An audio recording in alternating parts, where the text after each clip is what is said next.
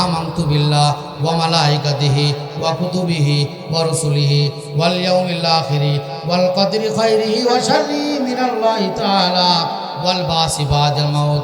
এই যে 7টা বিষয়ের কথা বলা হইল সংক্ষেপে, এই 7টা বিষয়ের উপর ঈমান আনলে তারে কয় ঈমানদার। কি বলে? ইন্নাল্লাযীনা আমানু, এই যে বান্দা কেবল ঈমানদার হইল। 2 নম্বরে আল্লাহ তাআলা বলতেছেন ওয়া আমিলুস সলিহাত, নেক আমল করা লাগবে। কি আমল? এ বান্দা নেক আমল করা লাগবে। নামাজ পড়া নেক আমল, রোজা রাখা নেক আমল, হজ করা নেক আমল, যাকাত দেওয়া নেক আমল, ভালো মন্দ মানুষের সাথে হাসি মুখে কথা বলা নেক আমল। কথা বলেন ঠিক কিনা? আরেকজনের উপকার করা নেক আমল। নেক আমল বলতে যা কিছু আছে সবাই জানেন কোনটা ভালো আমল কোনটা খারাপ আমল। নামাজ না পড়লে গুনাহ হয়, নামাজ ছাড়া যাবে না। রোজা না রাখলে গুনাহ হয়, রোজা ছাড়া যাবে না। মিথ্যা কথা বললে গুনাহ হয়, মিথ্যা কথা বলা যাবে না। চগলখড়ি করলে গুনাহ হয়, চগলখড়ি করা যাবে না। অন্যের গীবত শিকায়ত করলে গুনাহ হয়, সেগুলো করা যাবে না। পরনিন্দা করলে গুনাহ হয়, পরনিন্দার ধারে কাছেও যাওয়া যাবে না। অন্যের ক্ষতি চাওয়া গুনাহ হয়, অন্যের ক্ষতি চাওয়া যাবে না। এই মানুষের আইল ঠেইলা জবরদখল কইরা খাওয়া এটা গুনাহের কাজ, এটা করা যাবে না। নিজের বাড়ির সীমানা ঠেইলে ঠেলে আরেকজনের ভিতরে দেওয়া এটা গুনাহের কাজ, এটা করা যাবে না। বিড়ি খাওয়া সবের কাজ, এটা বেশি বেশি করা যাবে। কথা বলেন না কেন? হাদিসে তো নাই বিড়ি খাওয়া যাবে না, এই কথা হাদিসে নাই। সেজন্য হওয়ার দমে বিড়ি খাইতে হবে না। না, এই মানুষ মারা গেলে দুনিয়াতে যারা বিধর্মী আছে, হিন্দু আছে, মরার পরে মুখে আগুন দেওয়া হয়। আর আপনি জীবিত থাকা অবস্থায় মুখে আগুন দিয়ে দিলেন, আপনি কি প্রমাণ করতে চান আপনি হিন্দু সাথে খারাপ হয়ে গেছেন? না রে বান্দারা, এই শুধু তাই না, বিড়ি খাইলে অনেকগুলো ফায়দা আছে। 2-4টা ফায়দার কথা মানে শুনাই দেন। বিড়ি খাইলে ফায়দা আছে না? বিড়ির গায়ে লেখা আছে ক্যান্সার হইতে পারে, ধূমপান স্বাস্থ্যের জন্য ক্ষতিকারক, ক্যান্সার হওয়ার সম্ভাবনা আছে।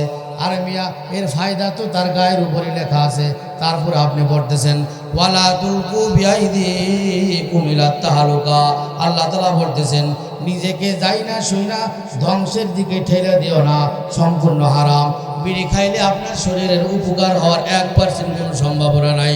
যদি সম্ভাবনা থাকে সেটা হলো ক্ষতি হওয়ার কথা, ঠিক কিনা?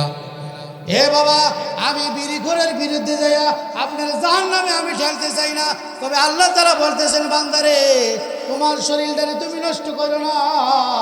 এই কোটি কোটি টাকা দামের নিয়ামত, এই শরীরটাকে তুমি নষ্ট করো না। এই অনেকের বাল্ব নষ্ট হয়ে যায়, কিডনি নষ্ট হয়ে যায় কি যায় না? যার হয়ে যায় সে বোঝে জ্বালা ঠিক কি জ্বালা। আরে বাবা, আপনার শরীরটা আল্লাহ তাআলা সুস্থ রাখছেন, সুঠাম রাখছেন, কোনো অসুবিধা নাই। আপনি আল্লাহর নিয়ামত খাইয়া আপনার শরীরটাকে আরো ভালো রাখবেন। আপনি উল্টে বিড়ি খাইলেন, সিগারেট পান করলেন, এই বিভিন্ন ধরনের নেশা পান কইরা নিজের জীবনটাকে সুন্দর, সোনার জীবনটাকে, সুন্দর স্বাস্থ্যটাকে আপনি ক্ষতির দিকে ফেলা, আপনি সম্পূর্ণরূপে আল্লাহর সাথে নাফরমানি করলে। শুধু কি তাই? আপনি মনে মনে বলতে পারেন আমার নিজের ক্ষতি আমি করবো, আপনার কি? না, আমার সমস্যা আছে। আমি যখন নামাজ পড়তে যাব আপনার পুরো শরীর বইরা গন্ধ কয়। কথা কয় না? এই যারা বিড়ি খায় পুরা শরীরে গন্ধ, জামা কাপড়ে গন্ধ, টুপি যেটা পড়ছে খালি হেঁটে মনে ঘেরান কয়, পুরা ল্যাপ দোষক যা আছে সব কিছু শুদ্ধ গন্ধ। আপনার স্ত্রীর কাছে আপনি একবার সুন্দর কইরা খুশি মনে জিগায়েন আমি যে বিড়ি খাই তোমার কাছে কি ঘেরান কয়? সে যদি সত্য কথা কয় তাহলে কইতে পারে আরে স্বামীর, আমার যদি ক্ষমতা থাকলো আমি তোমার পিছাদা 2টা বাড়ি দিতাম, কিন্তু আমার সেই ক্ষমতা নাই। সেজন্য সে কইতেও পারে না, সইতেও পারে না, বাধ্য হয়ে সে আপনার সাথে শুইতেছে রে। এ বাবা, সাধারণভাবে কয়েলের গন্ধে অনেকে সইতে পারে না। এখানে কয়েল যদি জ্বালাই দেওয়া হয় আমার দম বন্ধ হয়ে যাবে, আমি সইতে পারি না। বিরত বহু দূরের কথা। সেই জন্য নিজেকে ধ্বংসের দিকে ঠেলে দেওয়া এক হারাম। আর বিড়ি খাইয়া নিজের শরীরটা গন্ধ বানাইয়া, নিজের মুখটা গন্ধ বানাইয়া আর এক মুসলমানকে কষ্ট দেওয়া আর এক হারাম। আপনি বলতেছেন হাদিসে নাই, অথচ কোরআন বলতেছে আপনি 2টা হারাম কাজ করতেছেন। কথা ঠিক কিনা?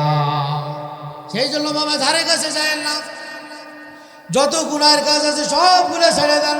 ইবাদত বন্দেগী নেক আমল যেগুলো আছে ছোট থেকে ছোট ইবাদত হোক, ছোট থেকে ছোট আমল হোক, সেগুলো ছাড়া যাবে না। কাল কিয়ামতের ময়দানে আল্লাহ তাআলা বিভিন্ন বান্দাকে ডাইকা ডাইকা গোপনে গোপনে ছোট ছোট আমলের বিনিময়ে মাফ কইরা জান্নাত দিতে পারে কি পারে না? এই আপনারা ঘটনা সবাই জানেন। নবী সাল্লাল্লাহু আলাইহি ওয়াসাল্লাম হাদিসে পাকের ভিতরে ইরশাদ করতেছেন, জিনাকারিনী মহিলা জিনা করে যাইতেছে মরুভূমির ভিতর, গভীরভাবে একেবারে প্রখর তাপ উঠছে, সূর্যের তাপ। কুকুর একটা পাশে বসা হাউমাউ করতেছে পানি পিপাসার জন্য। কুকুরটা একটা কূপের পাশে যায় বসে আছে, কারণ কূপ থেকে পানি উঠেই তারপরে খাওয়া লাগে। কুকুর যদি পানি খাওয়ার জন্য ভিতরে ঝাঁপ দেয় তাহলে বাঁচবে না মরবে, উল্টা মরে যাবে। সেই জন্য সে বুঝতেছে আমি মরে যাব, পাশে খাড়াই রয়েছে। জিহ্বাটা বার হয়ে গেছে, পানির তৃষ্ণায় কুকুরের জিহ্বা বের হয়ে যায়। মহিলাটা জিনা কইরা মাত্র আসছে, চিন্তা করলো হায় রে কুকুরটা খুব কষ্ট পাইতেছে। সে নিজের জুতা ডারে ওনার সাথে বাইদা সিস্টেম করে একটু পানি উঠে কুকুরে খাওয়াইছে। এটা কি অনেক বড় নেক আমল আমাদের নজরে, অনেক বড় নেক আমল, সাধারণ একটা আমল। আল্লাহ রাসূল বলতেছেন, এই গভীর এই মরুভূমির ভিতরে কোনো মানুষজন নাই, কোনো মানুষকে দেখানোর জন্য বান্দে আল্লাহর বান্দে এই কাজটা করে নাই, একমাত্র মন থেকে করছে। আল্লাহ তাআলা বলেন, রে বান্দি রে, আমার একটা মাখলুক কুকুর, এটা আমারই সৃষ্টি, ইতর বেরানি সে কারো কাছে বলতে পারে না, চাইতে পারে না। আমার বান্দিকে যে খুশি হইয়া সে মন থেকে আমার একটা মাখলুককে সে একটু আদর করে এক ডোক পানি খাওয়াইছে, আমি আল্লাহর বড় পছন্দ হয়েছে। আমি ওর জিন্দেগির সব গুনাহগুলো মাফ করে দিয়া আমি ওরে জান্নাতের ভিতরে দাখিল করে দিছি। আবার আর এক আল্লাহর বান্দি মহিলা ইবাদত বন্দেগী পরিপূর্ণভাবে করে, কোনো নামাজ ছাড়ে না। একটা বিড়াল বাইতে রাখছে, বিড়ালটা শুধু মেও মেও করতেছে, খাবার দিতেছে না, খাবারও দেয় না, আবার সাইডাও দেয় না। বাইতে রাখতে রাখতে দুই একদিন পরে ক্ষুধার তাড়না বিড়ালটা মারা গেছে। নবী সাল্লাল্লাহু আলাইহি ওয়াসাল্লাম বুখারী মুসলিমের ভিতরে বলতেছেন, এই আমি যখন এই মিরাজের রজনীতে গেছি, জাহান্নামের বিভিন্ন আযাব আমি দেখছি। আমি ওই মহিলাটাকেও দেখলাম যে বিড়ালটাকে বাইতে রাখছিল, ছাইড়াও দেয় নাই যে মানুষের খাবার খাইয়া জুটা খাইয়া বাইচা যাবে, আবার ধরে রাখছে, নিজেও খাবার দেয় নাই। ক্ষুধার তৃষ্ণার কারণে বিড়ালটা মারা গেছে। আল্লাহ তাআলা বলেন, আরে বান্দিরে সারা জীবন ইবাদত বন্দেগী করলি, আমার ছোট একটা মাখলুক এই বিড়ালটাকে কেন কষ্ট দিয়ে আসলি? আমি আল্লাহর সহ্য হয় নাই। আল্লাহ তাআলা বলেন, একটা বিড়ালটাকে, একটা মাত্র ছোট বিড়ালকে কষ্ট দেওয়ার কারণে ওর জিন্দেগীর সমস্ত আমলগুলো আমি বরবাদ করে দিছি। সেই জন্য কিয়ামতের ময়দানে কে কোন আমলের বিনিময়ে আল্লাহ পক্ষ থেকে মাপ পেয়ে জান্নাত যাবে, এটা কারো কাছে জানা আছে? কারো জানা নাই। সেই জন্য নেক আমল যত ছোট হোক এটা আপনি অবজ্ঞা করে ছাইড়ে দিয়েন না। বদ আমল গুনাহের যত বড় ছোট হোক ওইটা আপনি ছোট মনে কইরেন না। হয়তো ওই ছোট বদ আমল, ছোট নাফরমানি আল্লাহর কাছে বড় মনে হইতে পারে। আল্লাহ ওই ওসিলায় আপনার জিন্দেগীর সব আমল বরবাদ কইরা জান্নাত থেকে মাহরুম করে জাহান্নাম দিতে পারে। আবার আপনি ছোট্ট একটা আমল মনে করলেন, ছোট আমল মুস্তাহাব, এইটার কি করব, হয়তো ওই ছোট মুস্তাহাব আমলটা আল্লাহ পছন্দ করে আপনারা জান্নাত দিতে পারে। সেই জন্য ওয়া আমিলুস সালিহাত, নেক আমল বলতে যা আছে আপনারা আমার চেয়ে আরো ভালো জানেন কোনটা নেক আমল কোনটা গুনাহের আমল। নেক আমল ছোট হইলেও সেটা ছাড়া যাবে না, গুনাহের কাজ ছোট হইলেও সেটা করা। আমল কয়টা হইল? দুইটা। ইন্নাল্লাযীনা আমানু ওয়া আমিলুস সালিহাত, যারা ঈমান আনবে ঈমানের পরিচয় দেওয়া হইল। দুই নম্বরে যারা নেক আমল করবে তাদের পরিচয় দেওয়া হইল। আল্লাহ তাআলা বলেন, এই দুই আমল যারা করবে কানাত লাহুম জান্নাতুল ফিরদাউসি নুজুলা, তাদের জন্য আমি জান্নাতুল ফিরদাউসের ব্যবস্থা রাখছি। এ মিয়া, জান্নাতুল ফিরদাউসের ভিতরে কি নিয়ামত থাকবে? আল্লাহ তাআলা হাদিসে কুদসির ভিতরে বলতেছেন, আ'দাতু লিইবাদিয়াস সালিহিন মা লা আইনুন রাত ওয়ালা উযুনুন সামিআত ওয়ালা খাতারা আলা কলবি বাশার।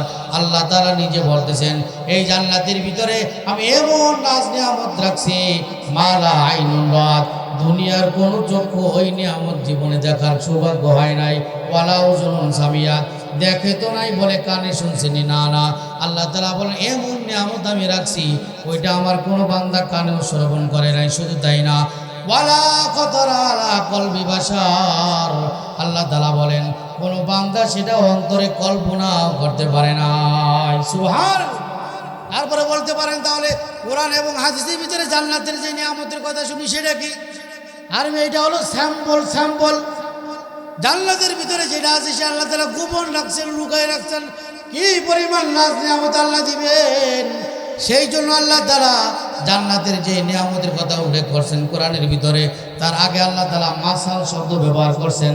আল্লাহ তাআলা বলেন মাসালুল জান্নাতিল্লাতী ওয়াইদাল মুত্তাকুন। আল্লাহ তাআলা বলেন এই যারা মুত্তাক হবে, যারা আমি আল্লাহর উপর ঈমান আনবে, নেক আমল করবে, আমি তাদের জন্য যেই জান্নাতের কথা বলছি তার উদাহরণ হলো এই। কি উদাহরণ? স্যাম্পল আর আসল জিনিস এক হয় না। স্যাম্পল হলো ধারণা দেওয়ার জন্য যে জিনিসটা এরকম হবে, কিন্তু পরিপূর্ণভাবে এরকম হয় না, বরং মূল বিষয় আরো ভালো থাকে, আরো আকর্ষণীয় থাকে। আল্লাহ তাআলা কোরআনের ভিতরে, নবী সাল্লাল্লাহু আলাইহি ওয়াসাল্লাম হাদিসে পাকের ভিতরে জান্নাতের যত নিয়ামতের কথা বলছেন সেগুলো স্যাম্পল হিসেবে আল্লাহ তাআলা বলছেন।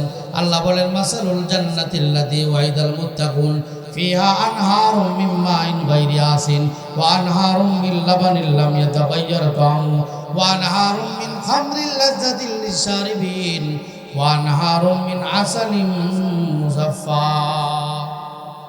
এখানে আল্লাহ তাআলা চারটা পানীয়র কথা বলছেন, পান করার বস্তু চারটা। এক নম্বরে পানি, পানির অপর নাম, কথা বলা, পানির অপর নাম। এমনি আমরা বাংলাদেশে থাকি, এই ডাইনে পানি, বামে পানি, নদীতে পানি, খালে পানি, পুষ্করিণীতে পানি, টিউবওয়েল সাপ দিলে পানি পাওয়া যায়। সেই জন্য আমাদের কাছে পানির মূল্যায়ন নাই। যেই দেশে পানি পাওয়া যায় না, আরব দেশে যান আপনি, যতই গভীরে আপনি নলকূপ বসান, সেখানে স্বাভাবিকভাবে পানি আসে না। সরকারি পক্ষ থেকে পানি সাপ্লাই দিতে হয়, ওই সাপ্লাই দিয়েই গোসল, ওইটা দিয়েই খাওয়া, ওইটা দিয়ে রান্না। কথা বলেন ঠিক কিনা? এই যে এই জায়গায় পানি নাই, তারা পানির মর্যাদা বোঝে। আল্লাহ তাআলা বলেন পানি বরং ভারী মূল্যবান সম্পদ, মূল্যবান নিয়ামত। আমি জান্নাতে সাফ পানি, নিরাপদ পানির ব্যবস্থা আমি রাখবো। জান্নাতে পানির নহর থাকবে, এক নম্বর নহর। ওয়ানহারুম মিন লাবানিন লাম ইয়াতাগায়্যার তা'আমুহু, দুই নম্বর। দুধ একটা নিয়ামতের বিষয়। দুনিয়াতে গরুর দুধ আছে, বকরির দুধ আছে, উটের দুধ আছে। আমরা বাংলাদেশ স্বাভাবিকভাবে যারা পান করি, গরুর দুধ পান করি, এটা আল্লাহর পক্ষ থেকে একটা নিয়ামত, শক্তিশালী খাবার। অনেক মানুষ দুধ হজম করতে পারে না। কথা বলেন ঠিক কিনা? পেটে যদি সমস্যা থাকে, এটা একটা দামি খাবার, শক্তিশালী খাবার। শক্তিশালী খাবারে শক্তিশালী স্টমাক খাওয়া লাগবে, নাহলে সেটা ধরতে পারবে না, অ্যাকসেপ্ট করতে পারবে না, হজম করতে পারবে না। অনেক মানুষ ঘি খাইয়ে হজম করতে পারে না। কথা বলেন ঠিক কিনা? এটা আরও বেশি তেজি। যার পেট যত ভালো হবে সে তত দামি জিনিস খাইয়ে হজম করতে পারবে। আর যদি পেট নর্মাল হয়, খারাপ হয়, তাহলে দামি জিনিস হজম করা যায় না। কথা বলেন ঠিক কিনা? আল্লাহ তাআলা বলেন এ বান্দা, দুধ একটা দামি জিনিস। এই দুধ দুনিয়াতে থাকা অবস্থায় তুমি জগে ভরে নেছো, গিলাসে ভরে নেছো, বোতলে ভরে নেছো। জান্নাতে আমি জগ বোতলের ব্যবস্থা করি নাই। তোমার বাড়ির সামনে দিয়ে একটা নহর থাকবে, একটা নালা থাকবে, একটা খাল থাকবে। খাল বইরা সারাদিন শুধু দুধ যাইতেই থাকবে। মিল্লাবানিল লাম ইয়াতাগায়্যার তা'আমুহু, দুনিয়ার দুধ আপনি এক বেলা যাইকে যদি আর এক বেলা খাইতে যান, অনেক সময় জৈমা যায়, জৈমা ছাড়া হয়ে যায়, ঠান্ডা হয়ে যায়, ঠান্ডা হয়ে যায়। ঠান্ডা দুধ পান করলে আবার সমস্যা হয়, পেটের সমস্যা হয়। আল্লাহ তাআলা বলেন লাম ইয়াতাগায়্যার তা'আমুহু, আমি যেই দুধের ব্যবস্থা রাখবো জান্নাতে, 1000 কোটি বছর হয়ে গেল, প্রথম দিন যেই স্বাদ হবে, 1000 কোটি বছর গেলে তার চাইতে স্বাদ আরো 1000 কোটি গুণ বেড়ে যাবে। কোনো পরিবর্তন নাই আল্লাহর নিয়ামতের ভিতরে। আল্লাহ বলেন লাম ইয়াতাগায়্যার তা'আমুহু। তুমি মনে করতে পারো নদী ভরা দুধ মনে হয় 2 দিন পরে নষ্ট হয়ে জমে যাবে না সব। আল্লাহ বলেন না, আমার জান্নাতের নিয়ামত যত খাওয়া তত স্বাদ বাড়বে, যত যাবে তত তার ভিতরে কোয়ালিটি আর উন্নতি হইতে থাকবে। ওয়ানহারুম মিন খামরিল লাযযাতিল লিশারিবিন, 3 নম্বর আল্লাহ তাআলা একটা নহর দেবেন, সেটা হলো শরাবের নহর, মদের নহর। দুনিয়াতে আল্লাহ তাআলা মদ হারাম করছেন। আল্লাহ তাআলা মদ হারাম কইরা আল্লাহ তাআলা বলে দিয়েছেন দুনিয়াতে যারা এই হারাম বস্তু থেকে দূরে থাকবে, আল্লাহ তাআলা জান্নাতে তাদের জন্য মদের ব্যবস্থা রাখবেন। এই দুনিয়াতে মদ আছে যেগুলা বিদেশি ভালো মদ, যেগুলা মানুষ পান করে অনেক দামি হয়, সেগুলা কম দামি না। আল্লাহ তাআলা বলেন, এই দুনিয়াতে মানুষ মদ খাইছে, যারা খাইছে ও নাফরমানি কইরা আমার অবাধ্য হয়ে যারা মদ খাইয়া মাতাল হইয়া পড়ে থাকছে, তারা বোতলে খাইছে, গেলাসে খাইছে, আমি তোমাদের জন্য সারাবান তহুর, আমি পবিত্র নহর, পবিত্র শরাবের ব্যবস্থা রাখবো। সেটা কোনো বোতলে থাকবে না, সেটা কোনো জগে মগে থাকবে না, সেটা আমি নদী আকারে তোমার বাড়ির পাশ দিয়ে প্রবাহিত করে দিব। তারপরে আল্লাহ তাআলা বলবেন, আনহারুম মিন আসালিন মুসাফফাফ। 4 নম্বরে মধু একটা দামি সম্পদ, দামি খাবার। সবাই মধু হজম করতে পারে না। অনেকে আছে মধু সামান্য জায়গায় একটু বেশি খাইলে মাথা ঘুরায়। কথা বলেন ঠিক কিনা? আল্লাহ তাআলা বলেন, বান্দারে জান্নাতে আমি যেই মধুর ব্যবস্থা রাখবি, সারাদিন তুমি খাইতে থাকবা, সেই মধুর মাধ্যমে কখনো মাথা ঘোরাবে না। দুনিয়ার মদ খাইলে মানুষ মাতাল হয়ে যায়। কথা বলেন ঠিক কিনা? অজ্ঞান হয়ে যায়, স্মৃতিশক্তি হারাই ফেলায়, বাপরে খালু খায়, মারে খালা খায়, বিভিন্ন জিনিস কয়ে ফেলায়। তারপরে এখন মদের সাথে আরও জিনিস আছে, এই ইয়াবা আছে, গাঞ্জা আছে, আরও কি কি আছে। যুব সমাজের ভিতরে ছড়াই গেছে সারা বাংলাদেশে। মানুষ যারা আছে, যেগুলা যুব সমাজ ছোট 10 বছর 20 বছর, অনেক যুব সমাজেই নেশার ভিতরে যায় নিজের জীবনকে ধ্বংস করতেছে। কথা বলেন ঠিক কিনা? না না, যুব সমাজ না, তোমার জন্য জান্নাত রিজার্ভ আছে।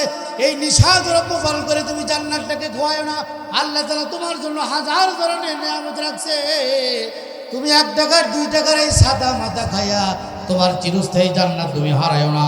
আল্লাহ তাআলা বলতেছেন, আমি জান্নাতে যেই শরাবের ব্যবস্থা রাখছি, দুনিয়ার শরাব খাইলে মানুষ মাতাল হয়ে যায়, বুদ্ধি জ্ঞান লোপ পায়, হারায় যায়।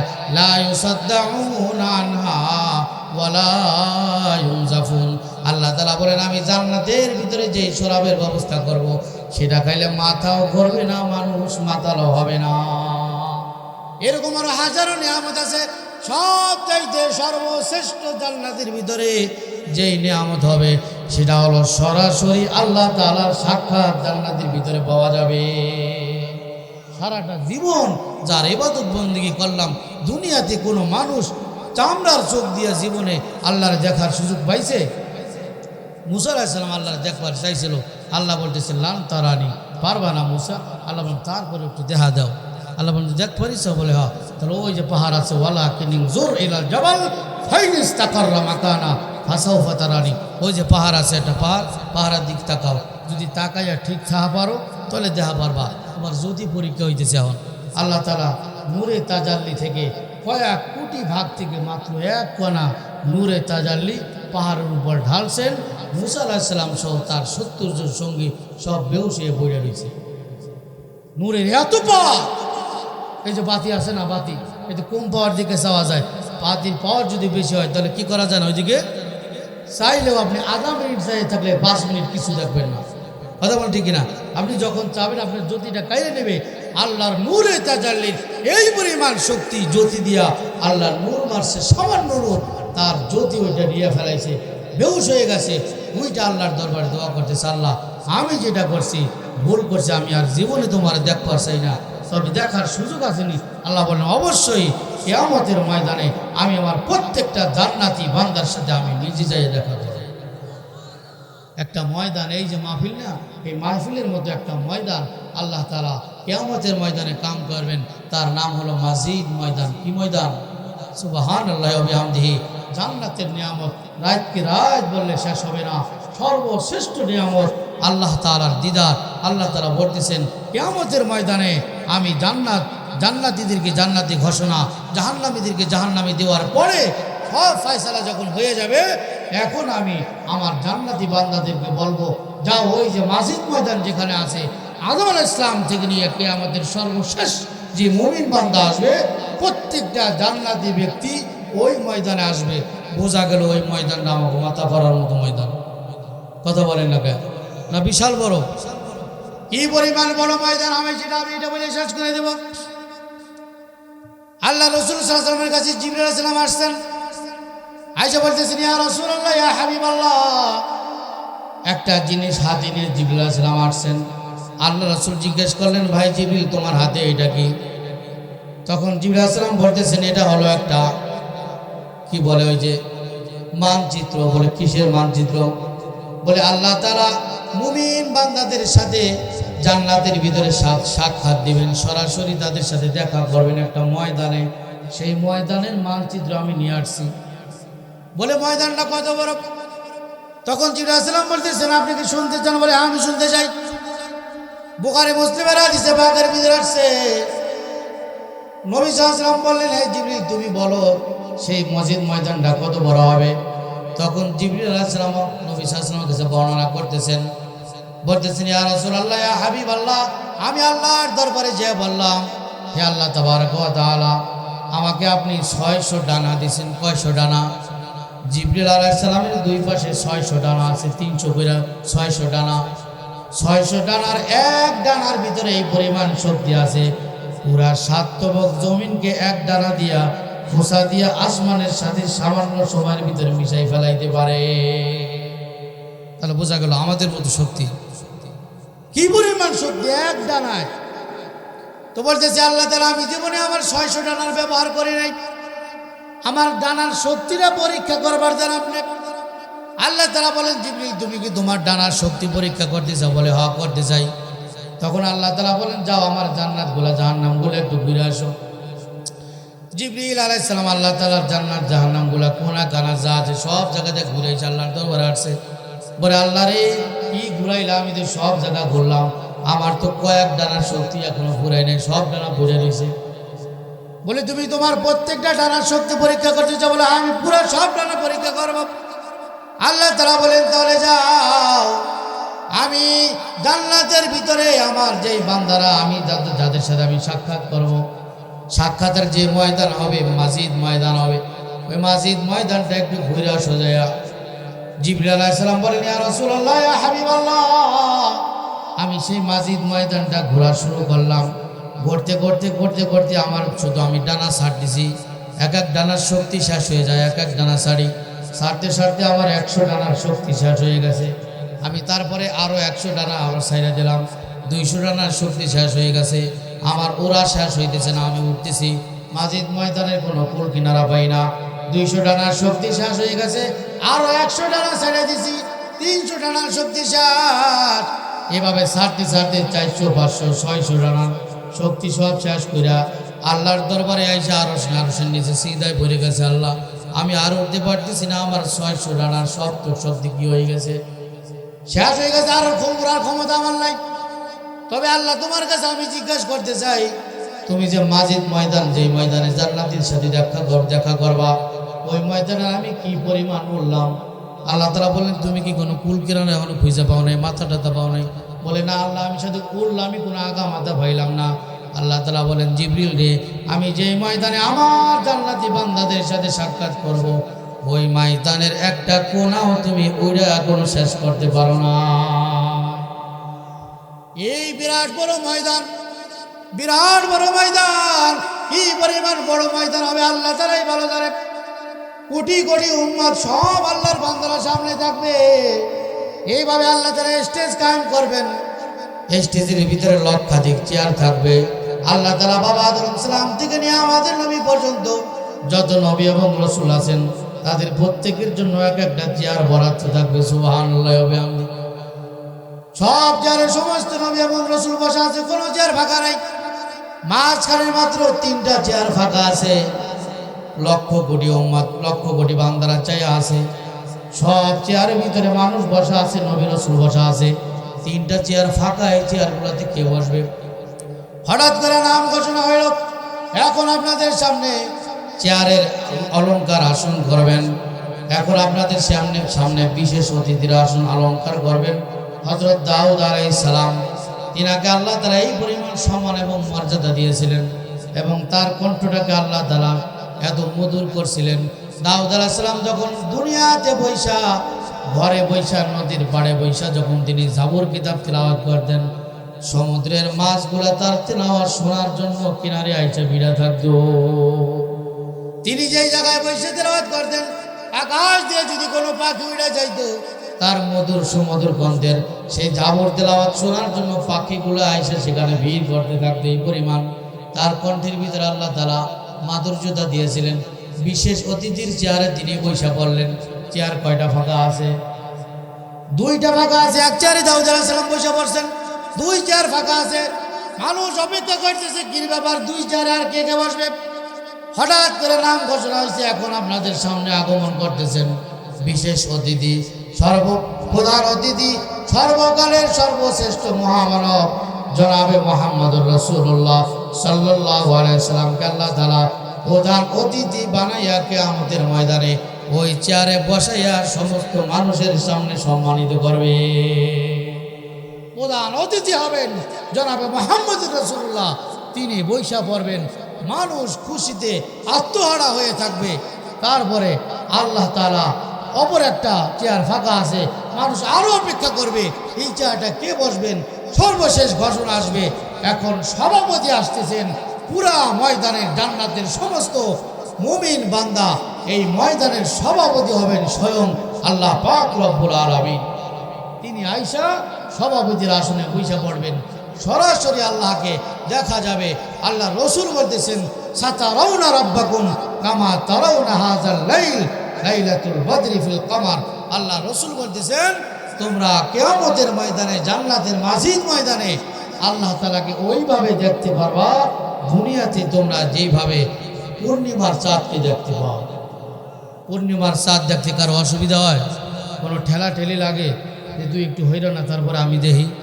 দুনিয়ার 800 কোটি মানুষ একসাথে দেখতেছে, দেখার কোনো ব্যাঘাত। আল্লাহ রসুল বলতেছেন, কিয়ামতের ময়দানে 1000 কোটি মানুষ থাকবে, কিন্তু আল্লাহ তাআলা এমনভাবে সেখানে বসবেন, এমনভাবে সেখানে উপস্থাপন হবেন, কোনো মানুষের দেখতে সামান্য পরিমাণ কোনো কষ্ট। এটা হলো সর্বশ্রেষ্ঠ নিয়ামত। এই নিয়ামত দিয়া আল্লাহ তাআলা আরো হাজারো নিয়ামত জান্নাতের ভিতরে দিবেন। এটা হলো কোন আমলের বিনিময়? আমানু ওয়া আমিলুস সালিহাত, ঈমান এবং নেক আমল যদি থাকে এই নিয়ামত পাওয়া যাবে। পক্ষান্তরে যদি ঈমান না থাকে, আল্লাহর প্রতি বিশ্বাস না থাকে, ফেরেশতাদের প্রতি বিশ্বাস না থাকে, আল্লাহর কোরআনের প্রতি বিশ্বাস না থাকে, রাসূলদের প্রতি বিশ্বাস না থাকে, আল্লাহর উপর ভরসা না থাকে, কিয়ামতের দিনের প্রতি ভরসা না থাকে, আল্লাহ তাআলা আবার মানুষকে জীবিত করবেন, হিসাব নিকাশ নেবেন, এইগুলো যদি বিশ্বাস না করে তাহলে তার ঈমান থাকে? ঈমান থাকবে না। অনেক মুসলমানের বাচ্চা আছে, নাম আব্দুর রহমান, আব্দুল করিম, আব্দুল সত্তার, কিন্তু দেখা যায় সে পরকাল বিশ্বাস করে না। খাও দাও ফুর্তি করো, দুনিয়াটা মস্ত বড়, মনে করছে দুনিয়া মরে যাওয়ার পরে সব মাটির সাথে মিশে যাবে, আল্লাহ কুহান দা বানাবে। আল্লাহ তাআলা বলে, না, মিনহা খালাকনাকুম ওয়া ফিহা নুঈদুকুম ওয়া মিনহা নুখরিজুকুম তারাতান উখরা। মাটি থেকে তোমারে বানাইছি, আবার মাটির ভিতরে দাফন করলাম। কিয়ামতের ময়দানে ইসরাফিলের দ্বিতীয়বার ফুৎকার দেওয়ার পরে তারাতান উখরা, আবার এই মাটি থেকে আমি সকলকে বের করবো। কথা বলেন ঠিক কিনা? এইভাবে বের করবেন।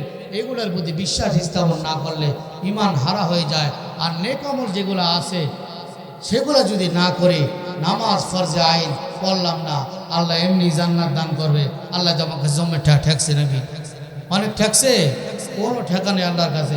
সারা পৃথিবীর সব মানুষ যদি মুত্তাকি পরহেজগার নামাজি হয়ে যায়, আল্লাহর অনেক বড় উপকার হবে। কথা কর না, উপকার কার হবে? আমার হবে। সারা পৃথিবীর সব মানুষ যদি ইবাদত ছেড়ে দেয়, আল্লাহর কিঞ্চিত পরিমাণ ক্ষতি আছে? বিশাল আলোচনা, কোনো ক্ষতি নাই। ক্ষতি হবে কার? আমার। আমি যদি ইমানদার হই জান্নাত দিবেন আল্লাহ, যদি বেঈমান হয়ে যায় তাহলে জাহান্নামের ঠিকানা। এটা বলে শেষ করা যাবে না। আল্লাহ বলতেছেন, ইন্নাল্লাযীনা কাফারু বিআয়াতিনা সাউফা নুসলিহিম নারা। আমার একটা আয়াত যদি কেউ অস্বীকার করে, আমি এমন আগুনে ফেলাবো, এমন আগুনে ফেলাবো, কুল্লামা নাদিজাত জুলুদুহুম বাদদালনাহুম জুলুদান গায়রাহা লিয়াযুকুল আযাব। আল্লাহ তাআলা বলতেছেন, জাহান্নামের আগুনে ফেলানোর সাথে সাথে মানুষের চামড়াগুলো ঝলসাই যাবে, সেকেন্ডের ভিতরে সব পুরা একেবারে পানির সাথে মিশে যাবে। আবার সেকেন্ডের ভিতরে নতুন চামড়া হবে, চামড়া পড়বে হবে, পড়বে হবে, এইভাবে হইতে থাকবে। আল্লাহ রসুল বলেন, জাহান্নামে যারা যাবে তাদের শাস্তি ভালোভাবে দেওয়ার জন্য তাদের শরীরটা বিশাল করে দেওয়া হবে।